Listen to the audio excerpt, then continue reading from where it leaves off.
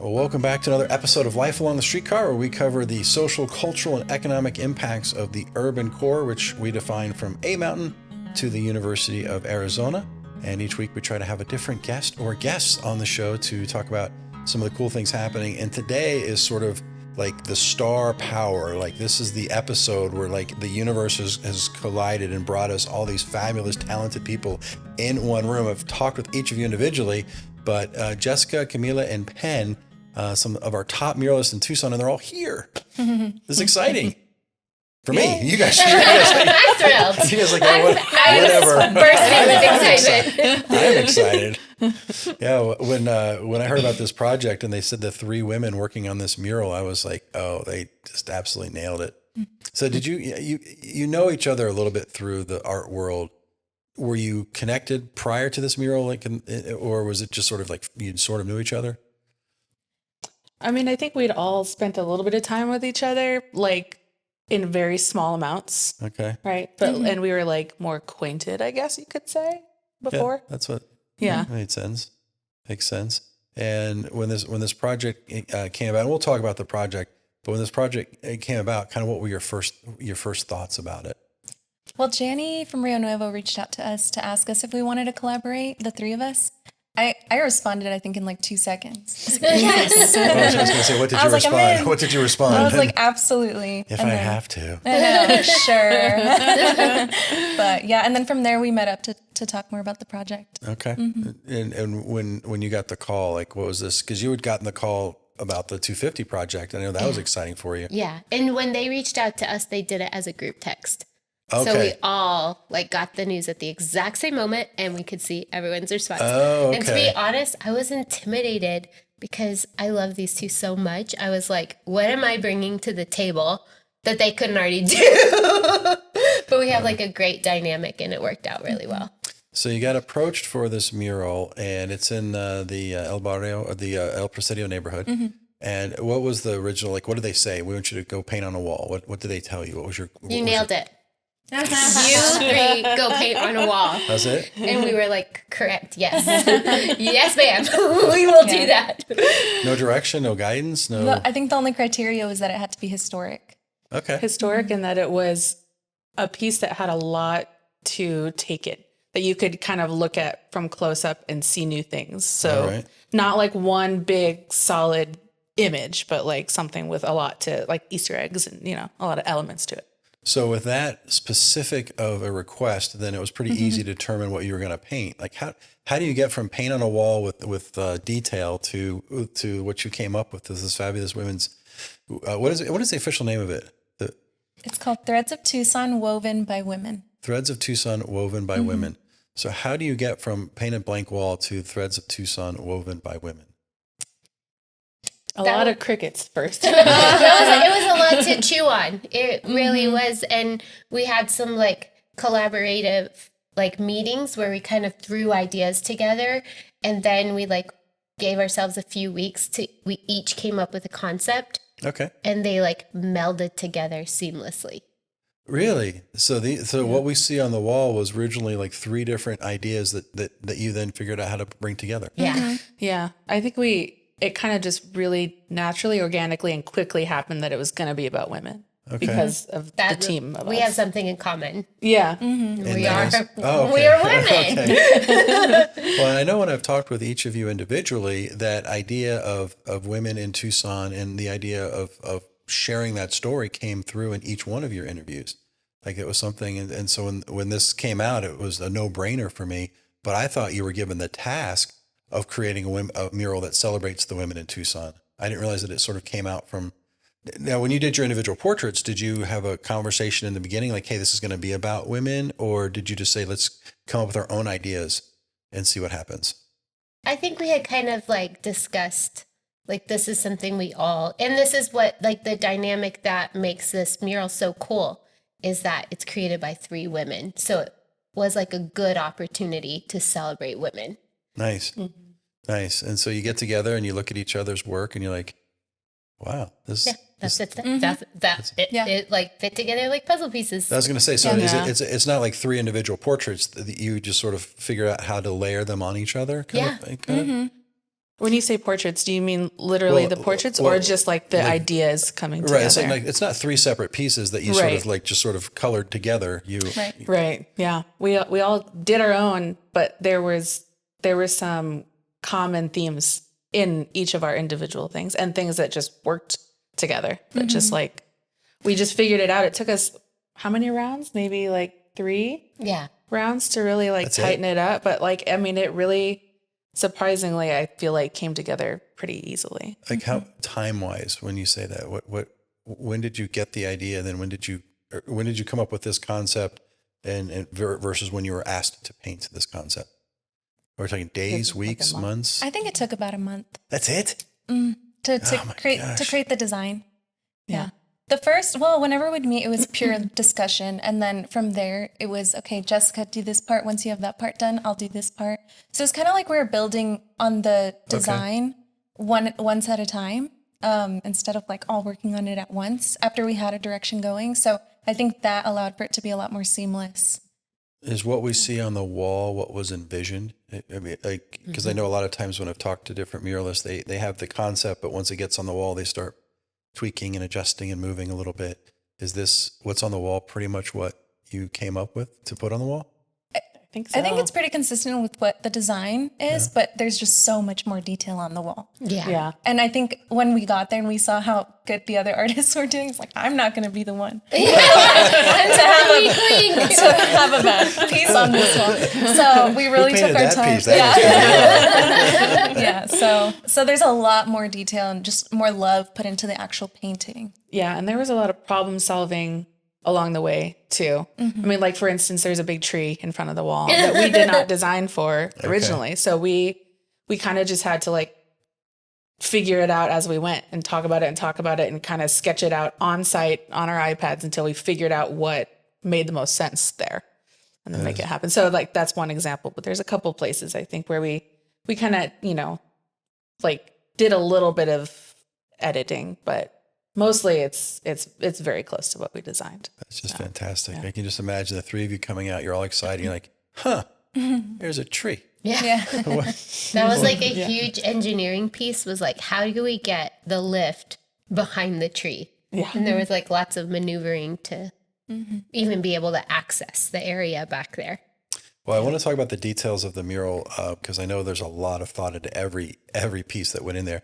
But the logistics of painting something like this. So with the collaboration, how do you stay on the same page, color-wise and palette-wise? And I mean, everything looks like it's done by a single artist. It doesn't look like different styles melded together. So how does that happen? Do you change your style, or does it just happen that all three of you are just perfectly in sync?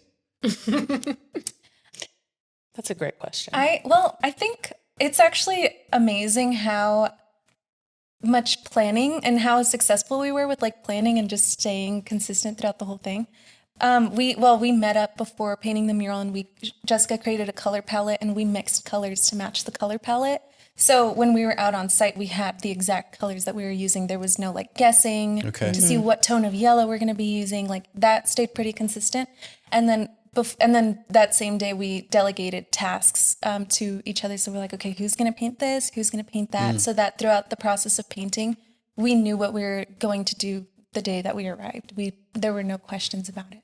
Is that if you're doing a mural, just a solo project, is it different? Do you do more like playing with the colors on the wall, or do you tend to go in with a pretty strong idea of what the colors are going to be?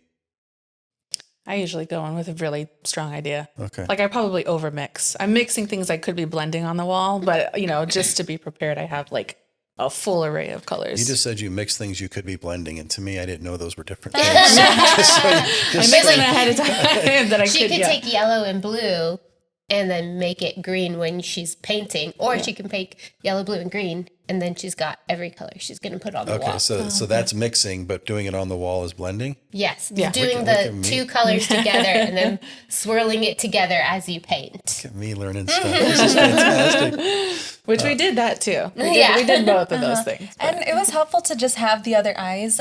Like if I painted something, I'm like, ooh, can someone please come look at this for me? And then having the other artists be able to kind of pinpoint what needs some help with. So what's that like? Like you don't want to be like judgmental, but if you see something where was there complete honesty right away, or was it all just sort of like, oh, that looks great, but we could do like? I think we're all professionals, and we're okay with. Yeah. I'm totally comfortable with hearing someone say, "I think this shadow could be different," and I appreciate that because I'd much rather get that feedback than like it just not be right. So I never felt like precious about what I was doing. Yeah, I feel like we all went into this with no egos in the way. That's fantastic. Like we were very open, and like when there's no ego involved, it means one, you're very open-minded to like different types of creative process, and two, you value your teammates. I mean, that's ultimately what that means. So I think that all the feedback we gave and received was all from a place of like really valuing each other. And it happened naturally, organically, right away. It wasn't sort of. It always, when you have three different talents, probably it's the ego, but it just seems like you tread a little lightly at first, but it sounds like you just realized, hey, the project is the project and we're going to get there. Yeah, we're all committed to it being the best it could be. I think we meshed seamlessly. Nice. Yep. And then I saw BG Boy, the photographer. He comes out, does drone shots of so many photographers, of murals. He's fabulous. But he came out and he posted a photo of the three of you wearing your Oculus goggles. So what was that? Were you playing games when you're supposed to get paid? We were sort of fighting each other. You were sort of fighting. We'll paint later. We're having too much fun. Well, there were too many days where we just went and had fun. Yes. Jessica had a birthday. Yeah. Yes. And we could not get our butts to work that day. We just celebrated the whole day. It was great. It was a great way to spend the birthday. And then really, when you truly. see like two of the artists sitting down, like I'm not going to be the only one painting. Yeah, exactly. Right. Wait, they're talking about things. And if I ever like did give myself a break, it was so hard to get back to work. Yeah, right. You guys are doing great. You can just move a little bit over there. Do my section. But the goggles were part of the process, right? You were using those was it for painting, drawing, or what purpose did they serve? It's just a way to save time and get our design up to the wall quickly. We have like a lot of approaches to put our design on the wall in like all the right proportions and sizes so it doesn't look weird. And one of them is using our goggles. We can like pin the design on the wall and then just go in there and trace it up. So, and this is from a very novice tech person. As you're doing things on the wall, is it translating to what you're seeing on the screen? Like what you're seeing like through a camera, so you're seeing the world around you, and then the outline is just sort of like superimposed onto the wall. So you can see the lines that you're drawing. So you're saying you're actually seeing the wall. So this isn't you're like, seeing the actual wall. This isn't a virtual reality. It's like augmented reality. Yeah. Like exactly. Okay. Yes, you can see what you're doing, and then you can see the additional design. Can you see as the others are working, how it's coming together, or is that? No. Okay. Maybe someday. We just had to have like a lot of faith in each other. That's what I was going to say. They've got to have a tremendous amount of faith, because if you're given a task to do something and you are off slightly, then it's not going to join. Yeah. You'll have to do more blending I did. when that happens. Nice. That was new to me. These guys have both used that before, but I've never used it. So I was not doing great. You could just look over at me and see me like banging the controllers together, just trying to figure it out. There's a learning curve. There is a bit of it. Yeah. And when you're up on a lift too, because the whole thing wants to move. That was like when our you're first up there. day working like in the field. Yeah. And we were Jessica, you're painting the tree. okay. I thought it That off. could have very easily happened. Yeah. Well, let's get into the beautiful work here. And this is on the radio, so we won't be able to see it. We can probably put some clips in for the video, but walk us through this, because at some point I received several PDFs that explain every piece, why it was there and where it was going to be placed. And every element in there has a reason. There's nothing in there just because it's random and it looks good. It's in there for a specific reason. So you were trying to cover, of course, the women who weave history, but you're also telling other stories, like the neighborhood. I think there's a lot of Spanish influence. Mm-hmm. That. Do you want to? I was about to say Camila's. We're always like, you do it. No, I like the way you explain like the whole picture, and then maybe I can go into the elements. Okay. So the theme is that women weave our culture throughout Tucson, and like we're learning our traditions from our moms and then teaching it to our kids, and so we start with like the original community here with the indigenous, an indigenous woman. This is a mother of some childhood friends of mine that they're Tohono O'odham. And that's her likeness. Yes. Oh, okay. Her name is Rosemary, and one thing I love is like a lot of people are like, is that Rosemary? Like she was really well loved in her community. She lived here in Tucson, and people are really excited that she's there. And so and this is like a traditional like indigenous scarf. And then we move into like the more Hispanic culture. And then this is my daughter, Gwen, and her abuela making tamales together. And something that we hoped and we heard a lot was people would say, that looks like my abuela. Like that was, is that my nana that, we made tamales together. And we want you to look at this wall and see the women who have weaved your culture. And then... Camila will take it from here. So it's interesting though, because there are a lot of women that are connected to Tucson's history, and you didn't choose to put an iconic figure in there. And that was a decision point. Yeah. We did play around with some historic women, and we decided to move into our own, like we want you to look at this wall and not see a historic woman. We want you to see your women in your life. Right. Yeah, we don't need it to be a specific person's story. It should be a broader story and more relatable for, a bigger audience. Yeah, so even though it is someone who is actual in there, she's representative of many different communities. Yeah, because there are some beautiful women in our history, but it's all the women who have created, this beautiful, diverse, colorful culture we have here.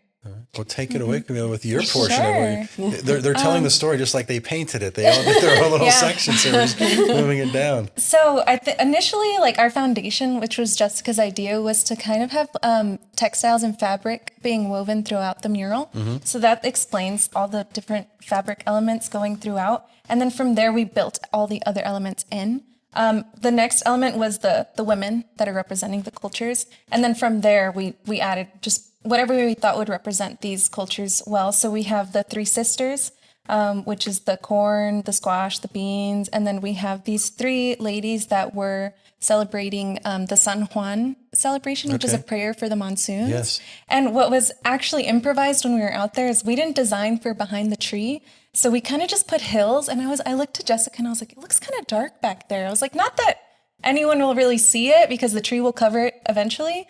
She was like, well, that kind of shows like the ladies in front of the monsoons, because it did look very monsoony back there. So it was like an unintentional improvisation, if that's a word. But anyway, you get what I'm saying. And then back here is a mountain, and then the Mission Gardens is here in this center area as well. We have the Santa Cruz flowing through, and then a ramada for Tana'atam representation. And then I guess there's some stitching that is popular within Mexican like fabrics. And then we also have some Easter eggs in the sky. So there's a dog and a butterfly that represent the first maternity ward here in Tucson, which is just the building next door to this building. The Stork's Nest. The Stork's Nest. And so many people have been born there until like the 40s, I think, or something. Yeah. And when we did a tour of downtown, there just happened to be construction in that building. So they were like, come on in and look. And in the construction, they had like uncovered part of the original wallpaper from when the Stork's Nest was in business. And so we pulled elements from the original wallpaper and we kind of hid them in the sky design, which is an Otomi design, another kind of textile, but there's like elements from the original wallpaper hidden in there. That is amazing.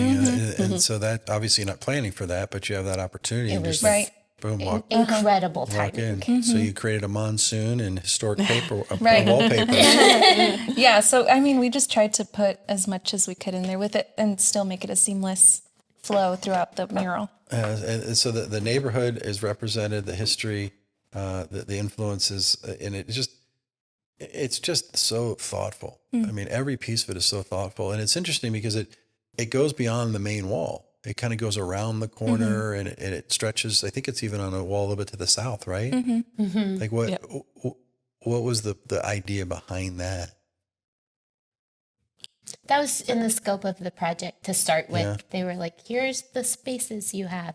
And Jessica had the idea of like the blanket that is like wrapping, coming up. It just like kind of tucks around gently the corner. goes around the corner to like kind of pull everybody into the alley. That was interesting. I was talking to someone on one of our tours and I was like, I don't know, but to me it's almost that sort of like showing how this is our foundation and it's sort of starting to spread out into the neighborhood. Like you can see it sort of moving outward. Yeah. And I think it pulls people in. Yeah, absolutely. Because you do see it, because depending on the direction you're coming from, you wouldn't see it at all.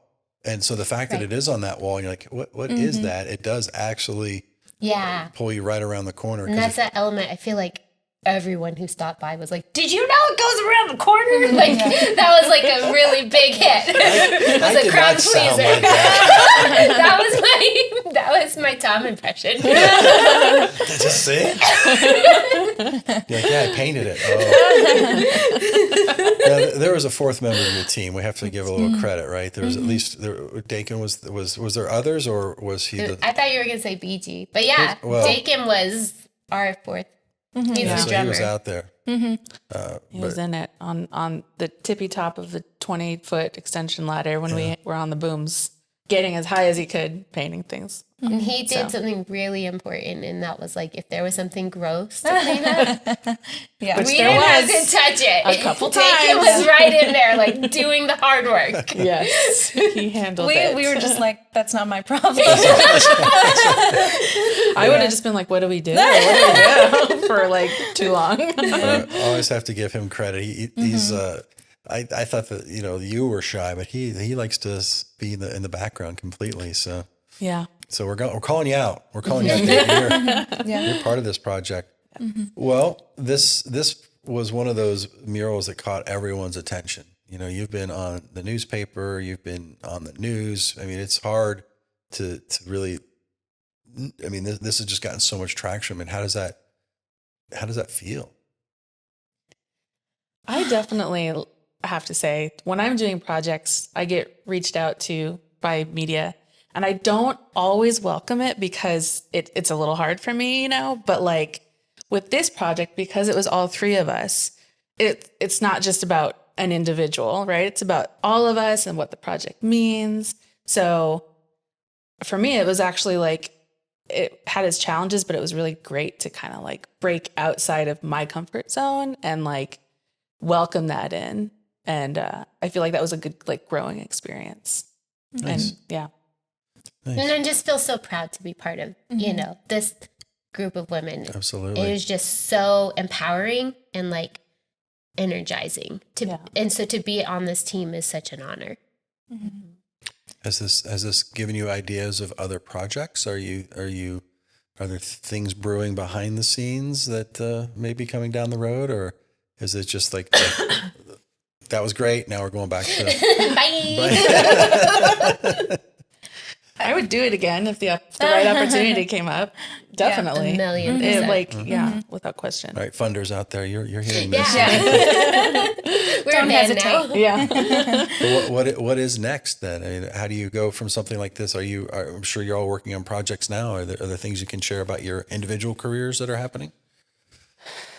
Or are you just like, we're just taking a break, Tom, just taking a break. Give us a moment. So, I mean, I started doing this full time about 1.5 years ago. And I think the first year I was really focused on making sure that I would be self-sufficient and like support myself through art.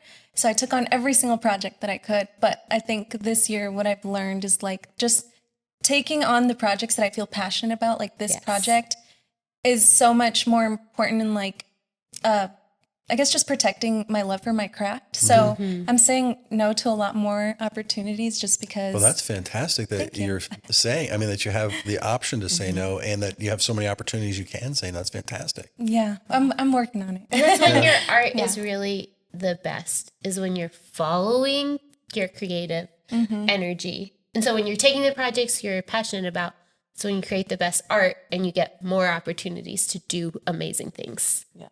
Okay. So is there anything creatively driving you, or is this really just a moment of just sort of taking a breath? Because this has been a significant, I would imagine the energy involved with this was a little bit more because of that collaboration. It might even be a little bit more tiring in some, I'm sure you got more excited about it, but it also probably drained you a little bit more because there's a lot more mental capacity going on with this thing. I think this kind of project is like exactly what I want with my career. I think the smaller projects are the ones that might be a little more draining to me. I think that when I really dedicate and give a project my all is when it's just everything is so much better. And you like that energy comes back. Right. I don't want to speak for everyone, but we're in the season we really don't want to be working outside. So we're kind of coming up on that summer break anyway. So, and it's also sometimes hard to talk about upcoming projects because there's variables that make, you know what I mean? Like we're not sure what we can talk about or no one's listening to this.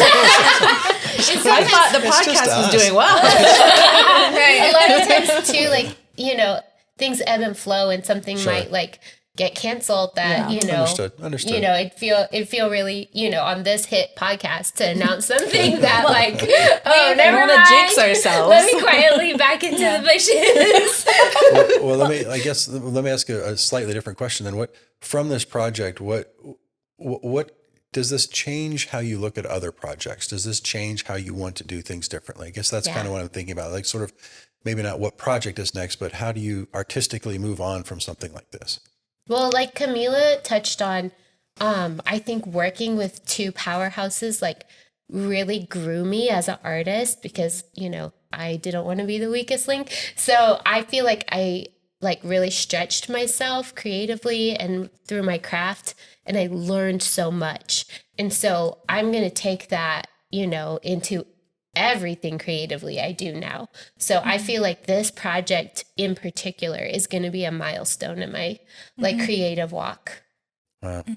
That's amazing because a year ago you had a milestone. With your Every job's a milestone. Well, the 250 project was such a big thing. We were talking about that and we're like, I can't believe how much we've grown in just the past year. Because I look at that project and it's something I'm still proud of, but I mean, just the amount of detail that I put into my work now. It's just good to compare. I feel the same in terms of like it being there being a lot of growth in watching the process of two other extremely talented artists work. Yes. And also breaking outside of what I would normally do in order to make a successful collaboration means that I use colors I don't normally do. And I painted textures I've never painted before. Okay. You know, so there were a lot of things about this that were completely new to me that I loved. That's and I pretty loved impressive. witnessing other people do. So I can see it carrying into more mural work and also some personal work. There's some stuff that really hit some personal notes too. So Nice. And I guess one sort of maybe a wrap-up question would just kind of the thought about working in partnerships, because I know you and Duncan do work together, so you're kind of used to that, but primarily the two of you work on your own. Does this change that? Do you see more collaborations in your future, or was this, I know it was a lot of tremendous excitement and energy, but was this more like a one-off, like, okay, we'll kind of get back into our solo careers? Yeah, I think getting to see how successful, you know, I'd be really intimidated, especially a group of 3. That's like a lot of cooks in the kitchens, but it was so successful that it would give me confidence to work with, like, you know, I would do that. I would do it again with like a couple other amazing people. If it was like the right fit, like now I can see like, oh, that actually is an incredible opportunity. Nice. It's nice to just be able to talk to people. Well, I feel like this career is very like you're alone. Oh, I'm alone all the time. I'm always painting murals alone, designing alone, prepping alone. So it's nice. It was nice to have other people there. Well, people you can talk to at your level, because there's always people coming by going, that's pretty pictures. And you get to talk with them and you you engage with them, but to have someone at your level that you could talk with. And I thought what you had said about, you know, getting that instant feedback about something that might be different rather than finding out when the project's done. You're like, oh, I probably could have done that shadow different. But getting an instant feedback is probably kind of comforting. I loved it. Yeah, I loved getting that like vote of confidence that, there's other checks and balances here to make sure we get this right. And being able to trust each other's abilities too was really cool. Like knowing that we're there to provide, feedback for each other, but we all knew that we were going to go and do the work and it was going to be quality work. And that was so fun to be able to like be on the wall, focus on what you're doing and then step back. And there's all these other things that are done beautifully that you didn't have to do, that somebody else, it was like incredible to get to do that. Wow, we're good. Yeah. Well, I appreciate the three of you spending some time here. I know, as I said, you've gotten a lot of notoriety over this, so taking the time for all three of you to be in the same places means a lot to me to have you here. So I greatly appreciate that. Well, thanks for all you do for our downtown. Yeah, it's all about you me. Generate a lot of life out here. Yeah, and for us muralists, too, particular. All right. Well, Gwen has been very patient over there, so she's like, "This interview is over. Don't you know I'm a celebrity? I'm on a mural." So I think we have to wrap it up. But Thank ladies, you. thank you, Thank you so much, Thank Tom. you.